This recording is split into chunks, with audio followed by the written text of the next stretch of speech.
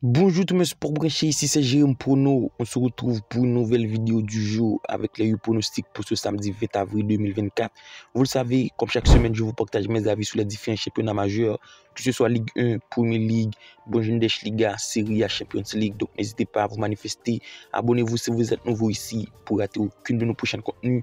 On reste très régulier en termes de pronostics et si comme d'habitude la vidéo vous plaît, un petit like, un commentaire, c'est ultra bon pour le référencement de la chaîne. Ça permet d'amener plus de monde ici.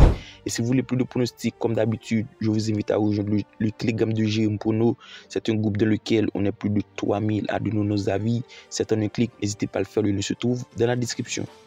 Lens Clermont, match ultra déséquilibré au classement, même si l'état de forme des deux équipes en ce moment reste plutôt similaire, mais au classement c'est largement déséquilibré. Lens est 6e avec 43 points et Clermont point dernier.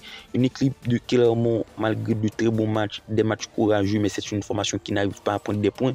Et pour moi, face à cette équipe de Lens, 6e dans l'obligation de garder sa place qualificative en Europe avec seulement 2 points de la 7e place, se doit de faire de bons résultats puisque Lyon derrière menace, donc je vous mets sans difficulté la victoire de Lens, même si du côté de Lens en ce moment c'est galère, mais pour moi c'est le moment de se relancer face au dernier, même si du côté de Lens c'est 3 défaites, un nul, c'est le moment de se relancer, la raison pour laquelle je vous mets la victoire de Lens, même si du côté de Clermont en ce moment fait de très bons résultats, les deux derniers rencontres pour 2 matchs nuls, mais pour moi Lens à domicile, à la maison peut le faire, pourquoi pas sur un score 2-0.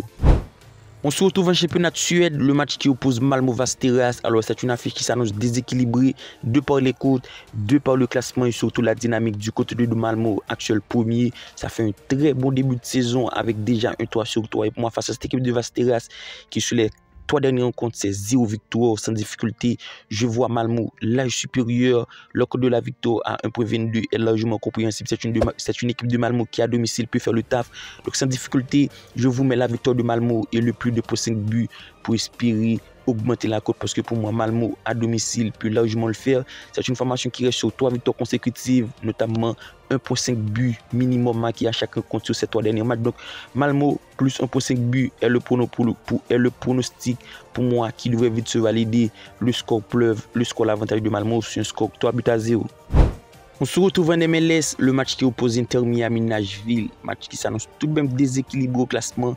Inter Miami est premier avec 15 points et Nashville avant-dernier en 14e position, seulement 7 points pris. Alors c'est une formation grande difficulté du côté de Nashville. L'équipe a noté les 5 derniers rencontres, il n'y a eu qu'un match nul, une victoire pour 3 défaites. Et face à cette équipe d'Inter Miami qui retrouve Lionel Messi et qui au niveau de l'état de forme sort d'une victoire 3-2 contre Kansas City, c'est pour moi une formation qui va le faire. Et pourquoi pas aller marquer minimum 2 buts, la raison pour laquelle je vous mets le 1.5 but d'Inter Miami, c'est-à-dire Inter Miami marquera minimum 2 buts dans ce match, parce que c'est une formation qui pour moi a large les moyens offensifs, avec un très bon Luis Suarez, un très bon Lionel Messi, et surtout un milieu de terrain qui répond. Pour moi, à domicile, face à une équipe de Nashville en difficulté, le 1.5 but d'Inter Miami, sur un score 3-1. Nantes-Rennes, match en jeu du côté de Nantes, actuel 14e, c'est une formation avec seulement 5 points d'avance de la zone rouge. C'est tout de même une formation qui fait de très bons résultats avec le retour de Camboire, une formation de Nantes qui fait des résultats plutôt intéressants. Au niveau de l'état de forme, ça sort d'une victoire 1-0 contre Le Havre et c'est tout de même 2 victoires sur les 5 dernières rencontres. À noter la victoire 2-1 contre Nice en déplacement pour 3 défaites. Et moi, face à cette équipe de Rennes, ça va le faire l'équipe, ça va essayer de faire un très bon résultat pour essayer de prendre des points et surtout prendre le maximum de points contre des équipes du haut de tableau ou mieux classées au classement. Et pour moi, l'équipe, ça va le faire le 1.5 but pour notre pronostic sécurisé puisque le constat du côté de Nantes, ça encaisse, ça joue un jeu plutôt flamboyant pour espérer de faire un bon résultat. Et face à cette équipe de Rennes, ça va le faire aussi. Ça va essayer de marquer, pourquoi pas le 1.5 but, on donne l'avantage à Nantes et pourquoi pas un score 3-1. On se retrouve en Belgique pour les matchs de promotion de la formation gantoise ou soit Malines, match ultra intéressant et surtout match en jeu entre deux équipes qui se doivent de faire de très bons résultats, même si les côtes restent plutôt déséquilibrées. La victoire de gantoise à 1,55, le nul à 4 et la victoire de Malines à 6. Alors pour moi, l'équipe, on devrait s'attendre à avoir du but, mais je donne clairement l'avantage à cette équipe de gantoise à domicile qui peut faire un très bon résultat et qui surtout reste sur une dynamique plutôt intéressante, mais c'est à noter une grosse dynamique du côté de Malines. Les 5 derniers rencontres de Malines masculine, il y a eu 3 victoires pour 2 défaites. Donc je vous mets la Gantoise au nul, plus 1.5 buts, parce qu'on le constate du côté du Malines, ça encaisse beaucoup. C'est une formation qui reste plutôt irrégulière face à une dynamique plutôt bonne du côté de la Gantoise. Pour 3 victoires, 1 nul, une défaite. Gantoise au nul à domicile me paraît bien plus affûté, bien plus équilibré, et le 1.5 buts, puisque c'est 2 équipes qui encaissent pas mal et qui marquent beaucoup. Donc Gantoise au nul, plus 1.5 buts, avec l'avantage du score à Gantoise sur un score 3 buts à 1. On se retrouve en Bundesliga 2, le match qui oppose Hambourg, Kiel, match du haut de tableau entre le premier et le quatrième. Match à enjeu l'équipe, puisque Kiel est premier avec seulement 1 point d'avance du deuxième, et Hambourg 4e position avec seulement 3 points de retard du 3e place. Match à enjeu, match de titan, les rencontres entre Hambourg et Kiel. Il y a souvent du spectacle, surtout du jeu. Pour moi, ça va être le cas dans ce match. Match à enjeu, les deux équipes devraient retrouver le chemin des filets et surtout de faire un bon résultat. Ça va être un match joueuse. Donc la raison pour laquelle je vous mets les deux équipes marquent.